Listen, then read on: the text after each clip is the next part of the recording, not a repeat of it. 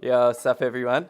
Fox, though. Absolute fox. I think that's working. I can't tell if the sound's on or not. I But don't have headphones, bro. do you guys have headphones? No headphones? Can you hear me over there? Doing. Yeah. Yeah, We're is that good. good? We're We're good. good? Hey, I'm Jack Perry. Joined today by JJ Selwyn, Hello. Rob Morris, How diddly. and special new guest Millie. Oh yeah, hello. Speak into the microphone a bit closer, Millie. There we go. Yeah, Oh, perfect. What have I done to this though? We're mixing it up I don't need this to- week, bringing a girl on. Exciting. know stuff. You know, we're all First, about. the one, the Yeah. only. Yeah, a bit different. So honoured, thank you. Yeah. So, what do we got for today, Jack? Well, we're talking about a few things, really. What I want to start talking about was an article in Honey Soir. We're gonna go straight into honey soy. Yeah. Come a bit closer, Rob. Oh, sorry. Yeah. Just you and I, it's getting very intimate with sharing this one mic. Yeah, Rob, do you want to tell us about this article you found today? Well, I didn't find it, and I'm currently trying to find it. Is it in this? I don't know if it's in that copy. I don't know. I'll get it up anyway. But can you give us a little brief idea of what the article was about? Oh, dearie me. It's gonna test me. Basically, white straight man and the devil is the crux of it. I feel like we're doing. I mean, this conversation is going to be in line with a larger conversation about where society's going and sort of where the left is leading us.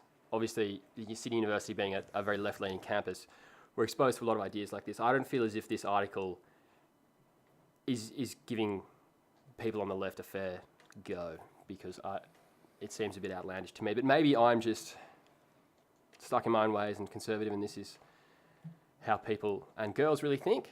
So we'll find out. We've got a real live girl here. A real I live swear, Yeah. it's not recorded. So, I'll just give you a bit of an idea of what the article was about, Millie. It was titled "How Men Dominate Space" or "How to Take Our Space Back," Ah, right. written okay. by Caitlin James Okay. Written by on a female. Honey alright. Soir. I'll just read the first paragraph to give us a bit of an idea.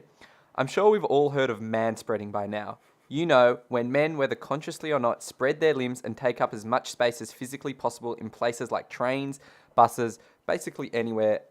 See men taking up too much space on the train.tumblr.com for some exemplar spreads. So, and I'll just continue. I want to read this next paragraph. Manspreading is only the tip of the iceberg in the way men dominate all the room around them and deny space to women. While this piece focuses on women, the bodies of LGBTQIA plus people and people of colour are also adversely affected by men's inconsiderate and even downright insulting use of public space. So basically, she's saying men take up too much space on the train. What are your thoughts? So we're thinking very literally. You're encompassing my space. Yeah, she goes on to talk about I how assume, she's going on to talk about. she goes on to talk about how girls are kind of coached to be invisible, be small, kind of keep to themselves, and men just feel entitled to take up as much space as possible. Like when she's walking Yeah. down the sidewalk, she's always the one that has to get out the way. Men just stand there and kind of walk on through as if Yeah. they deserve the space and she doesn't, is what she's trying to say. Yeah. Do you agree? Do I agree? Well, yeah, I agree. Yeah, it's totally a thing. Like, I'm sitting here with my legs crossed. I'm And manspreading. yeah, you are. You got a big- like legs wrapped around the back of the chair, manspreading. I'd like to justify myself. I'm in no one else's space. Yeah, that's what I mean. Like, I feel like You know what I mean? yeah. Oh, well, you're now in business space. That's That kind of mansplacing is permitted. Okay, so Am I allowed? Is what I'm doing not okay? well, like if I was sitting next to you, I would feel very uncomfortable. Really? Yeah, well, like God the way damn. the Oh, way you are, shit. no, but the way you are spreading is like so insanely spread. Like I'm a limber guy. I mean, I don't know where to go here. Is it meant to be impressive? I don't know what the go is, but like, yeah. Well, if I was sitting next to you, it's all a bit on display there for my liking, as Wow. well as the fact that you are like your limbs are extending beyond your seat. I feel like it's just a weird thing, but like, not that I have a particular issue, and I wouldn't pull you up on it and say. I am like reverse on the chair. It's not like I'm sitting on a chair normally and I'm just Oh yeah, no, like. like there is. There is. Rob Like- has the back of the chair facing. I'm doing like the year forwards. 6 cool kid sort of Yeah. stance. Yeah, look, maybe you're just too cool So, for me. Maybe so that's Millie, have the you crux noticed of this it. on public transport though? Well, I noticed it in the fact of, I had this thought the other day actually, very strangely, is that, so I'm almost 6 foot tall, I'm quite a large female, that I can't sit in the chairs with my legs straight in front of me, knees together, because it hits the chair. So then I have the awkward issue of I have to sit one way or the other with my knees, And I find when people sit next to me and I'm doing that, they find that very uncomfortable. And I looked at it the other day because I was like, I don't know how to avoid doing this. Look around, all the men have their legs spread, so therefore it's okay and it doesn't matter because obviously, like, I'm a standard male height. Like, so But do you think... it's like a really awkward double standards thing. I couldn't, if I sat there on the bus like that with my legs spread, purely for a logistical reason that I don't fit, it like becomes a weird thing. And if I'm putting legs in one space, then I'm. Do you feel invading like someone someone's would call space. you out if you sat like this, though? Well, they don't call you out, but like there's definitely, well, you get looks. Like, it's no one, like, how rarely does it happen that, like, when would you pull up a girl for sitting strangely? Like, you're not going to. The same kind of works in reverse as well. But you're conscious of it. Like, it's like when someone does something, like, strange in public, you're not going to, rarely would you go up to that person and say something. Yeah.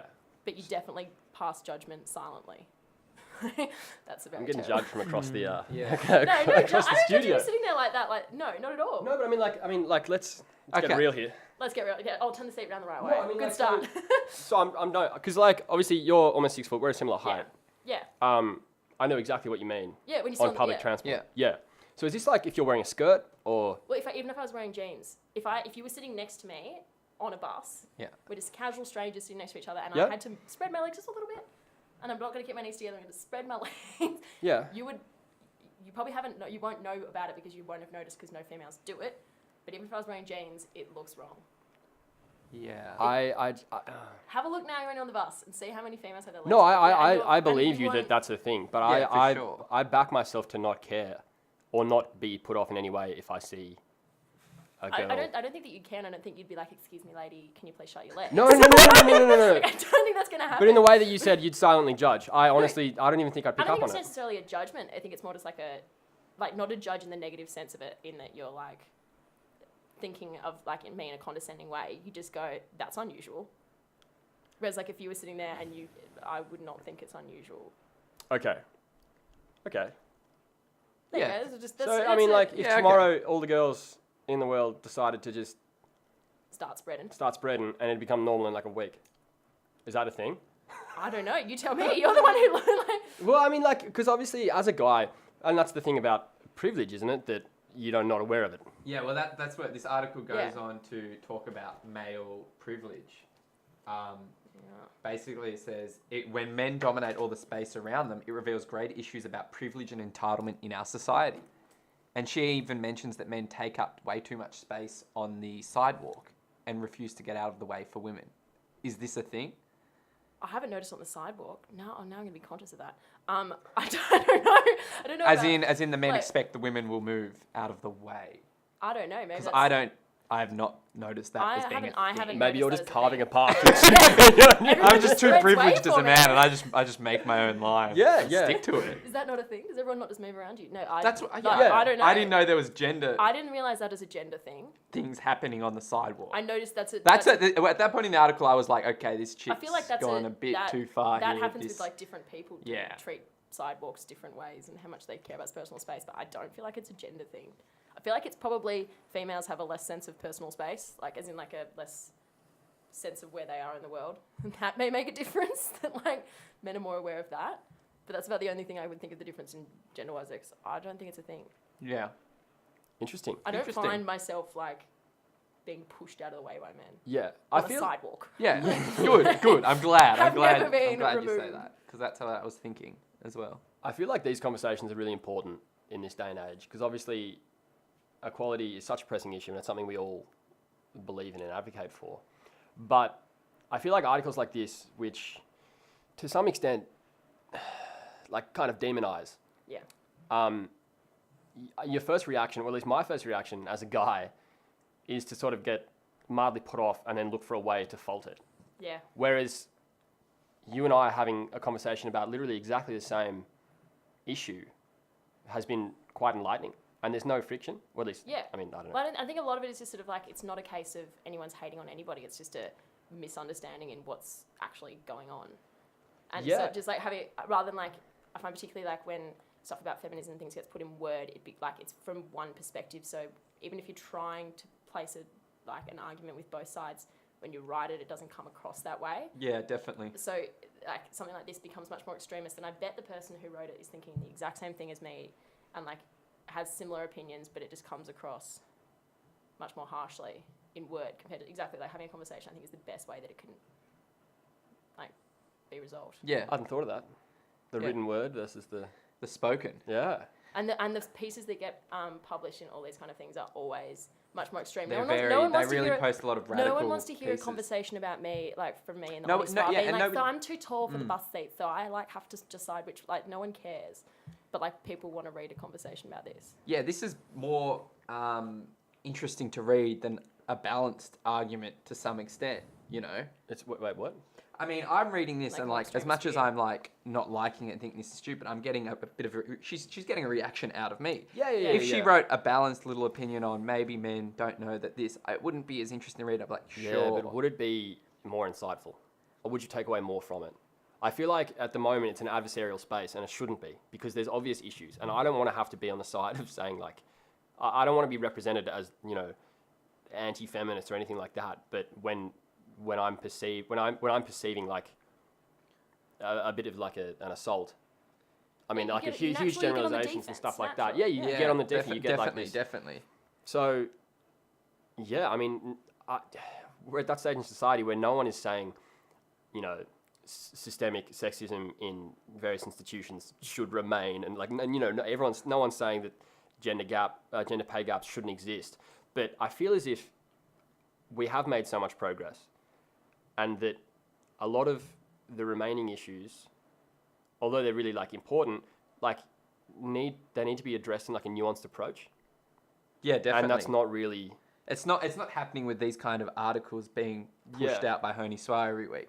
I think a conversation, an oral conversation, is a more effective tool to get the message across in an insightful way where you can hear balanced opinions, as you're suggesting. Yeah. Yeah. Now, Amelia, you study engineering, right? I do indeed. So how? I'm sure there's a few Hony articles about women in engineering and women in STEM fields. How's that been for you?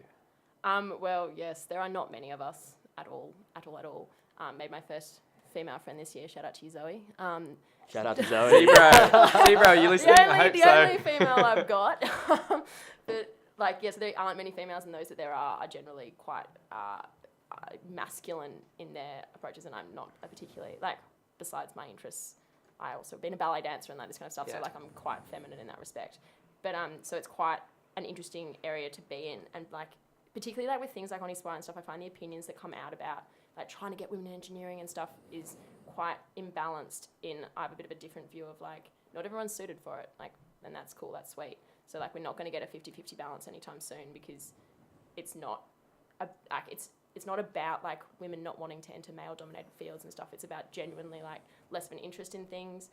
Like I feel like most females aren't like you generally grow up and you're not interested in like wanting to be involved with cars and mechanics and stuff, and it's kind of like an innate thing, and so that kind of gets transferred into engineering. So the actual difference is, it's part of it is the fact that females aren't as interested in some of this stuff.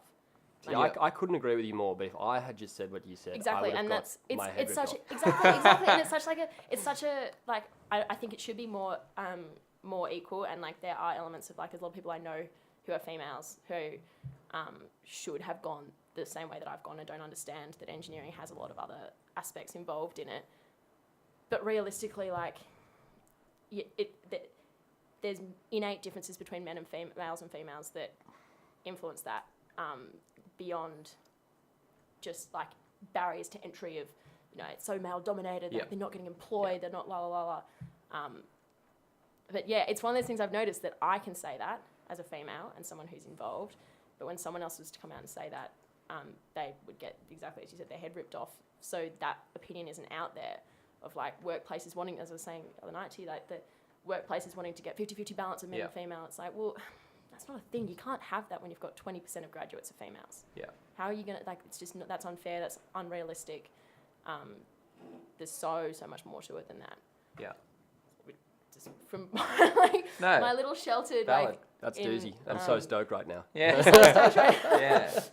Awesome. All right. What do you guys think out there? I want to hear your opinion on that Hony Swire article or anything related to what we've been talking about, text in on 0448856416. Just going to cut to a song now. This is Like Soda by Violent Soho.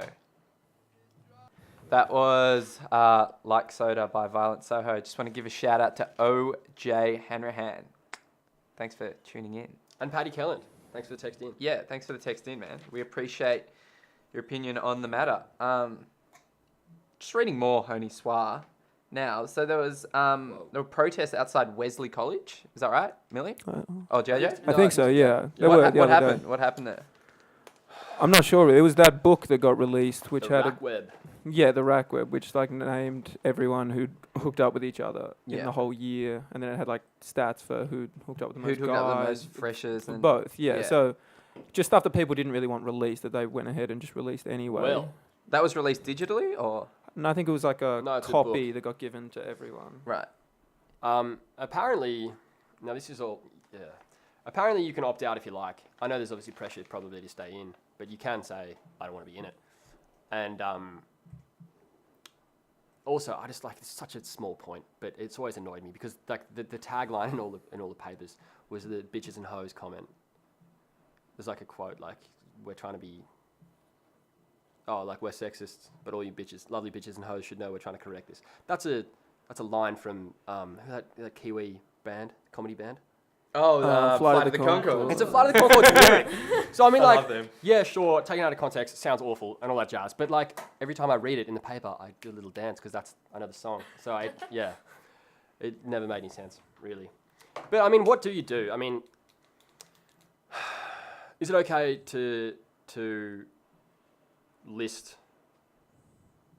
a guy's sort of conquest and then assume that he's okay with it, and then do the same thing for a girl and say that that's worse? I mean, like, because it was Right. in terms of its sexism, it was fairly balanced.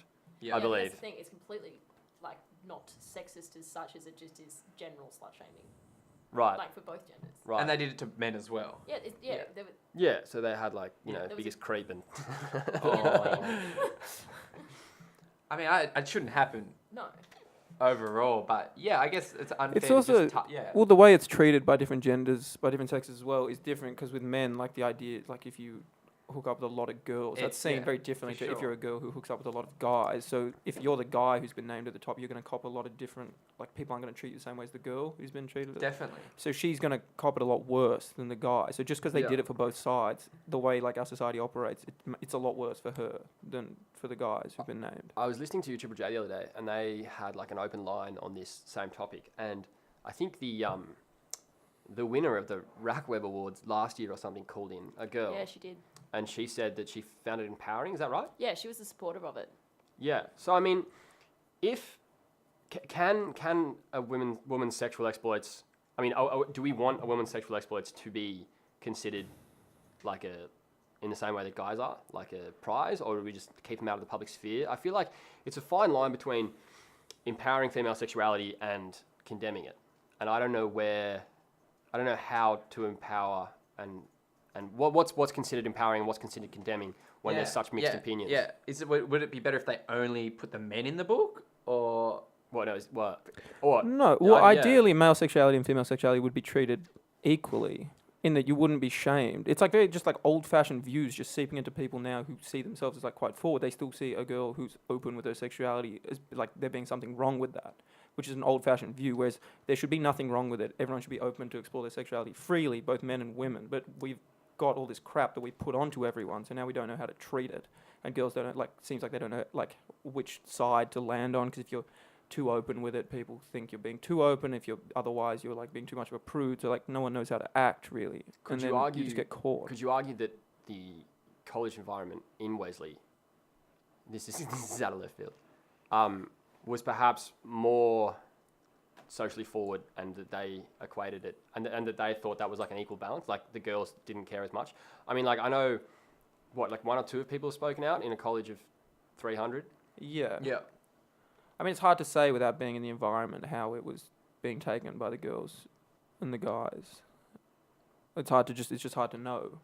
It'd be interesting to mean- know if any women took part in writing it. Does anyone know? I only know guys involved, but I don't know if there was also girls. Like, I'm not sure. But yeah.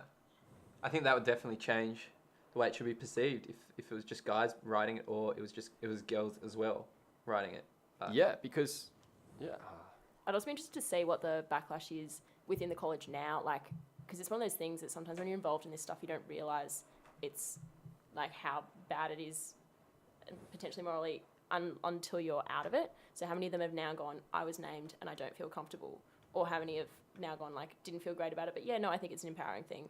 Just interesting to see in hindsight now that it's been released to the public, and a lot of them have to justify themselves. Because I can imagine being there at the moment, there'd be a lot of, you'd be getting asked about it frequently. You'd have to either make a decision to back it or not. And how, like, hindsight would then change your view of it going on when you're not inside it. Yeah, it's interesting. I mean, I think there's things that happen in the college environment which become normal to you and you accept as that being an okay way to like operate, but the second you step outside it and look at it from not in that environment, it looks a lot worse because people aren't acting in the normal world the same way they are in college. It's just very different. So you have to be sensitive to that when you're like opening these things to the public, how the public's going to view it against how everyone in college might say, that's normal, we were all okay with this. Other people are going to say that's not an okay way to act. Just because you were all doing it doesn't make it fine.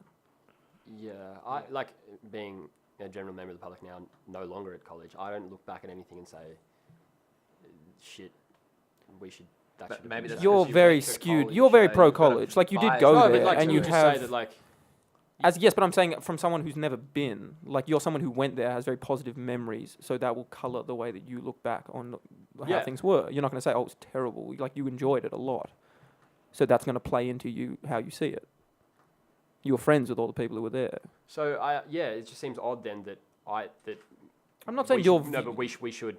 People who are having a good time should listen, and aren't having issues should subject themselves to the views of people who aren't experiencing the environment. I mean, that's and are subjecting people in the environment with their outside opinions. I mean, that's true, though, but you also have to be aware of the people who've been in the environment who are talking about their experiences, saying negative things happened, and you can't ignore that as well. You can't, if girls come out and say these things happen, you can't then be like, yeah, well, these other people weren't even inside. Like, these things did happen. Not at all. And that's a part of it. So you have to acknowledge that, even if it's not as bad as other people think it was, there are things about it. There's something to be said about having to justify what happened. Yeah, like, exactly. In terms of it coming out, and then you having to make a decision on what you think about it. Like, also having been at a college myself, like, in hindsight, there are things you look at and go, like, was that necessary? Like, I can see how that could have been problematic to people. It feels like the overall net effect of this book is negative. I mean, it's just kind of... It's negative on who? For the people who are named in it, I think. But see, I feel as if that were true, they're getting labelled with these identities, even though it is facetious. Like, everyone in Still College will still think, oh, that was the girl who hooked up with the most men or something. That's still, like, attached to them for the rest of their college. And maybe it is, like, taken, with a grain of salt for everyone in college, but that's still there, right? Yeah, but I feel like 18 to 21-year-olds don't do stuff that they don't want to do. And... college, you're afforded. You're afforded. What I'm trying to say is, you're afforded so much leeway and discretion about how you act in these environments. And like, I feel like if more people than not didn't want to have it out, it wouldn't be there. I don't agree with that. Why's that? Because I'm assuming the older students have run this, and it's probably maybe like a bit of a. I think I don't know the full details, but I'm assuming it's been passed on as like an older thing. That the people used to do, and it's just it's just being reinforced because like, well, the older people do that, we'll keep doing this, and it happened to us when we were younger, so we'll do it to the next young people. Right? Yeah, I see that. So they're not thinking about whether we all don't want to do this. You're just following the tradition of the college. I just got a text in. Someone's asking, did people know they were being named, or was it done without consent? You see, I don't know. I read somewhere that there was like a note saying this is happening, and you can opt out. Yeah, I mean, still though, you like probably feel that's a nice little asterisk at the bottom. Asterisk, but you probably feel pressured not to opt out. I don't know. I feel like the worst part of this is also that everyone who's there now that it's been published, it's completely different when it's in its own environment, and like everyone in there, like in the college, understands what it is. But now that it's come out as a public thing, the people who are involved in that, and like, it's kind of almost no one else's business in that respect. Like, I think it's a good thing that it gets out that kind of behaviour happens, but it was so specific, and like, pretty sure it was released with all names involved. Like, it was slightly blurred, but a lot of people were it's actually one thing named to have within it. 100 people or 200 people Yeah, your age have it, but then to be on the but front to be cover on the of- front cover, yeah. listening to and having to like justify it after that, I feel like that's almost like a breach of their confidence. Yeah. What Yeah, it's called Rackweb. Yeah. Yeah. Did anyone get this? Well, I mean, I'm sure you would have. This email from the Vice Chancellor about the results for the sexual harassment and assault survey? What was the No. findings? Because you know how, like, sexual assault on campus is a huge issue. Mm-hmm. And I don't know about you guys, but I've always felt, well, I'm not going to get, well, I'm unlikely to get sexually assaulted. So obviously it's not an issue that I think about heaps, and that's just because I'm a guy and part of my inherent privilege. But it's obviously really important for girls, and should be for guys as well. But I always thought that, like, in like a left-leaning institution like Sydney University, when all these discussions are happening, that it'd be like less frequent than in other spaces. So I kind of thought like the how much heat it gets was not representative of what was going on. In society, or Just just this particular institution. Wait, what are you saying? Are you saying it gets more attention than incidents occur? Like, yeah, but that's like it's like, yeah, it makes me sound like a douche, but Yeah. that's not what I mean. It's just hard to deal with an issue if you don't know what's going on.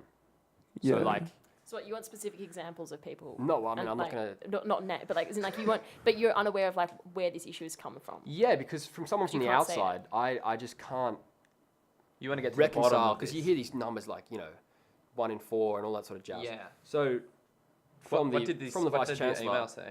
6.2% of all respondents had experienced some form of sexual harassment on one of our campuses, and nearly 1 in 4, 24.7% of all respondents had experienced an incident during their time as a student. Yeah, but what is the metric? Like, what was the question? That's what. The question is, have you experienced sexual harassment? Yeah. That's the question. So if the person classed it as sexual harassment, that's what the metric is. So yeah, If the person 6.2% knew that. on campus, Yeah. 24% as a student, and 18.9% of those who had experienced an incident on or off campus reported it. So you've got a 6%, well, I mean, like a high Yeah. percentage of people not reporting. I mean, a lot of this you're not going to hear about. Obviously, yeah, and that's why it's like, because like I said, Those numbers like are I pretty said, big. or I might have said earlier, yeah, for sure, or 24%. 24% have experienced some form of Yeah. sexual harassment as while they're a student, As a student, yeah. but not necessarily at uni. Not necessarily. Yeah. Yeah. But the issue is, like, although, like, it's funny you should say, Rob, you're not going to know a lot about that, which is true. But the thing is, I should know about that because in issues like this, men are the problem. So, I men are get the that you solution, should know what I about mean? it, but in a lot of incidences, when this happens to a girl, it's not something she's going to want to broadcast. So No, it's not something that I don't you're- mean like. All I you're mean is you're rated- not going to that's- find you've- out you've about misunderstood me. Yeah. You misunderstood me. Overall, to fix this problem, men need to be like included in the conversation because like it's obviously a problem that we're instigating on the whole. That's true, right? Yeah, definitely. So it's funny that the three of us should be so out of the loop. Out of the loop in what sense, though? Like, we're all made aware that sexual harassment is an issue. Like, we're given stats and we're told what sexual harassment is. It's up to you to not partake in I it. don't think it's that simple, man. Like, do you not know I feel what's like- I crossing feel the like I line should and have what's much better. not? I feel Suggesting much better. more. Like I'm talking education. like more education, more comprehensive sex ed at school. Obviously, empowerment of female sexuality. Just like more open conversations, because just like that statistic. Because men to in me, general like, I aren't don't know. understanding it from that. Yeah, and like, statistic. and obviously there, as Millie pointed out earlier, there are differences potentially between guys and girls. And I know of guys that have done things in a social setting that they perceived were okay with good intentions that came off bad, or the Yep. girl Yep. reacted to badly. And like, that's obviously, there's no, basically there's no like malcontent in that action, but it still was a negative thing. Yeah. So I feel like guys really need more Well, education about. Yeah, and I think there's a responsibility on guys calling out on other guys on things that they think are wrong, and Oh, a for lot sure. of men just won't do that. Yeah, You know, a lot of men will be easy on their friends or their friends of friends for something that is quite clearly inappropriate and was harassment, but they'll let it slide because that's the masculine attitude. And I think that's a huge problem. You know, how do you feel about that from going to an all male college? Dude, I think, you know, looking at the current, I think it's New South Wales, ads against violence against women, when you got that little kid, like little douchebag, like slamming a door. Has anyone seen that? Yeah, I haven't seen And it. he He's grows such up. a dick. Yeah, but that to me kind of misses the point. I think what you're saying. I'm saying is if there was an ad, see your mate or that guy who's done the wrong thing and someone tells you about it and you go, oh yeah, but you should be like, no, that's wrong. Yeah. No, let's fix this. And I'm going to tell you that that's wrong and I'm going to stand up and you're going to deal with this. that's a doozy idea. What do you think, Millie? To have that as an To ad. be able to like to. But that's tough. That's pretty. Like But what? Call putting out yourself guys. on the What, line. you're not going to call out other guys. It's Yeah, not, it's not going to happen. It's just not. That's the thing. Really? Well, like that's a Not many long-term men sort of do it, thing, bro. But it's Yeah, not, but society can change. yeah, because- it can. But that's such a long-term process. That's because that's like readjusting a whole male relationship. That's like getting to the fact of just the same thing. Guys don't talk about things with each other the same that females do. You're like introducing a whole new Yeah. sector to that. That's like more than like, so like how's your family? Like questions potentially may not go like. You're going to a whole new thing. I have an issue with the way that you are treating females. Can you imagine that kind of conversation going down? I've had it with people before, frankly. Well then, props to you. Like, can you? No, tell- but I don't think it's that much of a step for guys because, you know, anyone who's been in a relationship, any guy who's been in a relationship with a girl, will know because you're so connected with them. You like get more of a female's perspective on things, and you see what happens, you know, in clubs and stuff like that. And, you know, I feel like most guys are on the same page and don't want these things to happen. I feel like that stigma of calling your mate out, I don't think that'd last very long. I think it's there right now. I think No, as in like bringing light to it and having a campaign like that. Because the one at the moment with, to be honest, to me, kind of perpetuates the victim narrative for women in the sense that like, you know, the guy slams the door on the girl and then like punches the window and she's sort of meek and crying. Like that's like women aren't strong. Guys are these aggro, hyper masculine douchebags. It like that sort of dichotomy. I think it's much more nuanced than that in real life. And I don't think all guys want to be represented like that, and I don't think all guys are like that. So I feel like, I mean, shout out to the New South Wales government, give us this ad. But you know, an example of someone, you know, maybe exhibiting behaviour that could be perceived as harassment, and then a guy calling him out. I think that's a much better I strategy. think that's a stronger campaign Yeah. as well. Yeah, the problem with that though is I reckon It's challenging men though. That's what's makes But it we're the harder. problem. But that's good. We're That's the good. I problem. know. It is good. It's good. It's good. But like, I think the problem is that like a lot of where the sexual, like as you're saying, like can't believe these stats are so high for the sexual harassment for people experiencing it during uni times. And I think the problem, like, there's a part of that that's to do with if you saw one of your mates hit a girl or like Whoa. do something like that, you 100% know that's a no-go zone. Like I would hope that without Yeah. any question you call them out on it. The things that need to be called out are like far more subtle. Yeah, sure. Yeah, That yeah. it's so much harder of a conversation to have because there's things that like you're probably not even aware that go on, like It's yeah, that. definitely. So And- it's not like you're just making a blanket statement of like you should know that is a right or wrong thing to do. So I'm going to tell you. And it's hard for you to take a stand and call someone Yeah. out on it because they can whip something back like, but you did this Yeah. a year ago. How can you call me out on it? And then you're getting into these arguments of, I did this, but you did this. So and I guess which what makes it hard. But yeah. I guess you're saying that like guys need a firm understanding of what is wrong before Well, you're just, they can it's call more out. like a nuanced understanding of like there's a Yeah. whole lot of grey zone in there that like which is hard. Like, and I feel for guys in the same way that like there's some things that like maybe don't offend me but may offend someone else. Yeah. Like that kind of a like sort of thing, like what kind of language you use in front of women, like what you would call them, like there is a grey zone that like, so it's a hard thing to put a blanket on that you should be able to call out your mates when like it's so specific to situations and stuff that most guys may not even have an understanding of that going on. So what's the answer? I don't have one. This is hard. We've got a text in. I just want to read this out. I'm not sure who it's from, but men calling out men is a good idea, but seems that includes an assumption that men are much more likely to listen to other men, and that is the most effective. But isn't the big issue that women aren't being heard? Isn't the root of violence towards women a lack of respect towards women? I don't know. But that's what I mean. Yeah, like, but we're offering a solution to help reduce No, that. I know what that person's trying to say in the fact that like that's That's not the root of the issue. No, yeah. it's in Yeah. like once again we're showing our entitlement and stuff by excluding women from the okay. equation. But like I said, I know exactly, random messenger, I know exactly what you're talking about. But I feel like when the problem is men, the solution is also men, like I've said. it's a combined view. Yeah, I mean, it's a combined front. Yeah, you're right. But like I don't want to have to put the onus back on women. Like, you know, with these low numbers that are being reported, you know, after being sexually assaulted, there are people that say, well, you know, if they just came out and told people, it'd be all right, and everyone would be their friends and everything be sorted. But like that, I don't want to have to put it on a woman who's experienced harassment or sexual assault that it's her fault for not reporting, because you can't say that either. So how do you win? You know.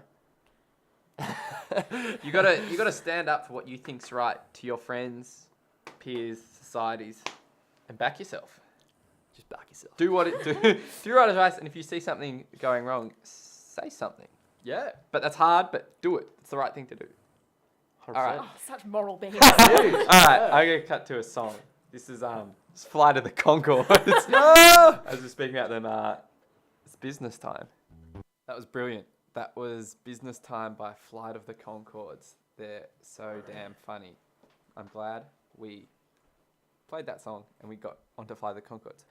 I've had a request from a listener to read a Honey Soir article. Honey soy. There's another friend of us, George Williams, referred to it as honey soy. He thought that's what it was called.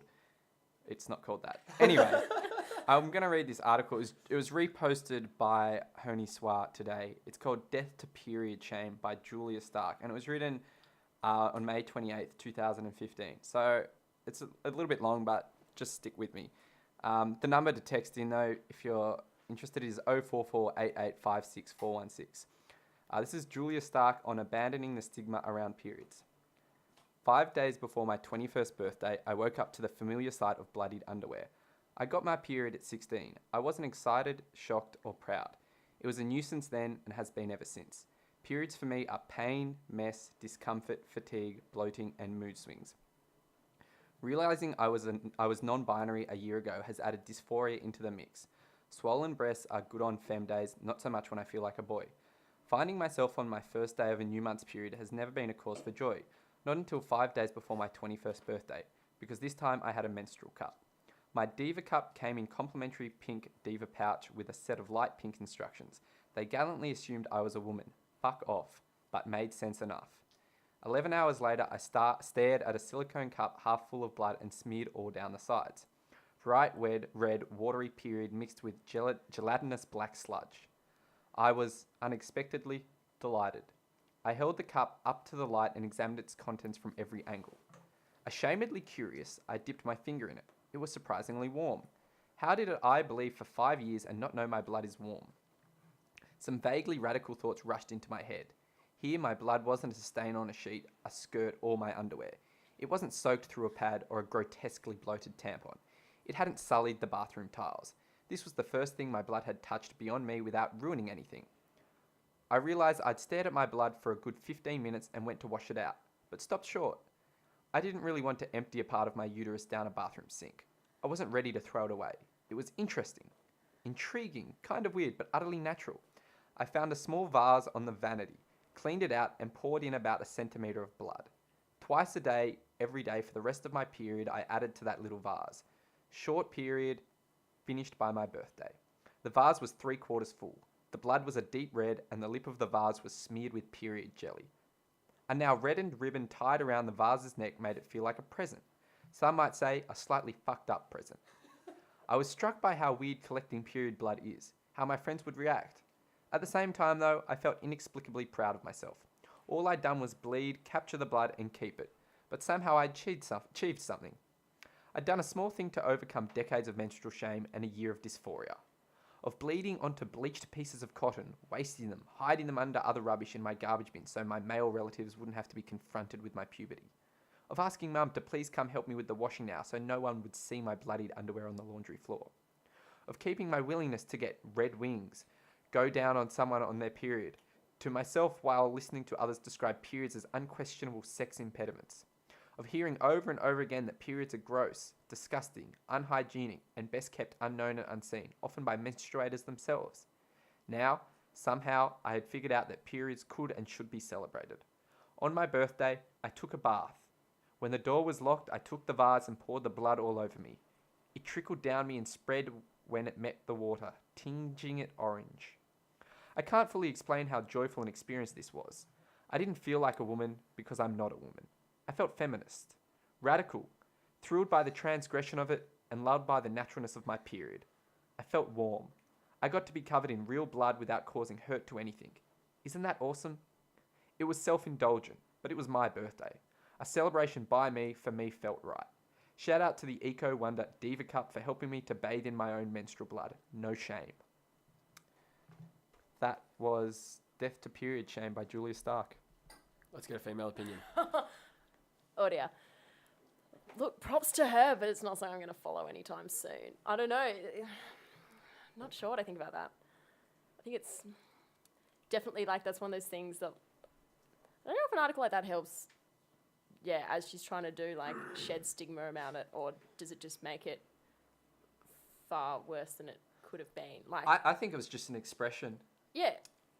Well, it's an expression of her opinion. Of her feelings towards her period and of what she did. I don't think so much she was trying to, change opinions or stigma as much as she wanted to tell people about her experience. But in doing, like, in Yeah. her feeling free to do that means that she's someone who goes, there should be, like, I should be able to talk about it freely. Yeah, definitely. So although that's not maybe her, yeah, I think she literally was just like, this is something that happened and it's very interesting and different. But in doing so, she is in effect shedding that stigma is what she's doing. Yeah. But I don't know that she hasn't made it worse. That's a potential. I liked it. I think, like, the thought of, like, period shame really interests me as well. Because I know people that, like, guys used to have, like, wet dreams and then, like, their pajamas would be, like, a bit crinkly in the morning. Covered in sperm. And they'd hide them in the back of the closet. Definitely. So to not have them, I think it goes back to, like, these things, hands down, are going to be icky the first time you bring them up and weird. Because, like, me flicking through Honeyswa, half this stuff, I'm like, oh, Jesus, that's a thing. But, we're looking at a page right now that says menstrual cups. And then talking about the Diva Cup. Yeah, so today, like, before today, I pretty much didn't know it was a thing. But Look, to be fair, nor did I. yeah, so, Okay. I mean, like, I feel like in overcoming anything that's new and strange, there's going to be a bit of pushback. But I feel like if kids are taught about this stuff young and guys are taught about what happens to girls and girls are taught about what happens to guys, then you get a lot more understanding and it becomes a non-issue. I don't know if everyone needs to start treating their menstrual cup like the Holy Grail, but I mean, like, Yeah. I think it needs to become a non-issue. Definitely. An article like that I For probably would sure. never have read. But someone sent it in and I enjoyed it and learned Lewis about likes to proliferate it. That was, Alex Baus sent that in. Thank you for sending that in. Yeah. I don't know. It's one of those things that I have respect for people who can do that and who can write about it so freely. Yeah.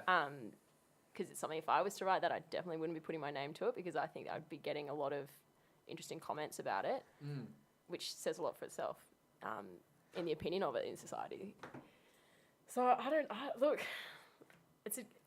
not sure. I don't have all the answers from a female perspective. Yeah. But, like, I find it interesting that you boys are completely fine with reading something like that because I would have thought previously that not many guys I know would be able to take it on board so freely and just go, yeah, cool, sweet, nice, interesting, fascinating. I think it's just fascinating her sharing her really, really intimate personal experience Yeah, with it's a whole everyone. move. Like, because everybody does things like by themselves, which are a bit, I don't know, society would perceive as weird or quirky, and just like you think to yourself, what am I doing? This is kind of fucked up. But like, she's gone ahead and wrote an article about it and shared it. So yeah, Yeah. Props. props. Has she put her name to it? Yeah, I think that was it. I'll just get the name up. Props to Julia Stark. Yeah. Yeah. Like, so much respect for her for doing that. I'm not going to bathe in my own period blood, thank you very much. But, like, I feel like putting an extreme idea out there kind of brings back And like you that. never know. Maybe someone else out there did that as well by themselves. Yeah, And they're reading, exactly. they're like, fuck yeah, like I did that as well. I'm not that weird. I feel like it all comes back. It all comes back to education.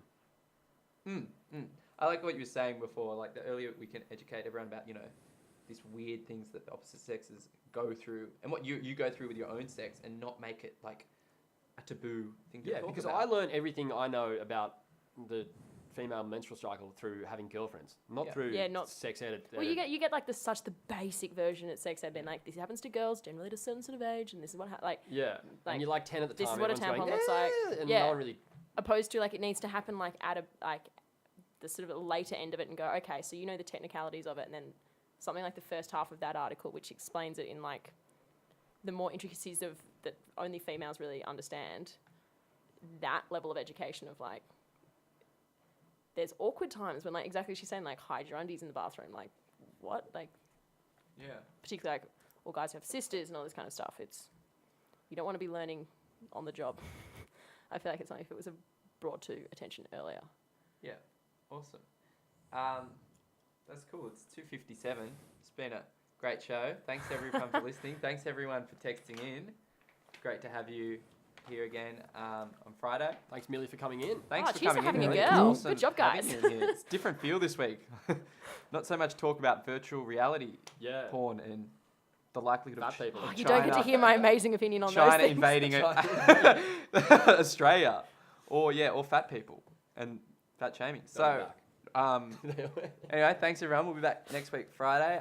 Just want to play you out with a song called "Milk and Honey" by an Aussie Indigenous reggae group. This is sent in by Nick. So, here you go, everyone. See you next week.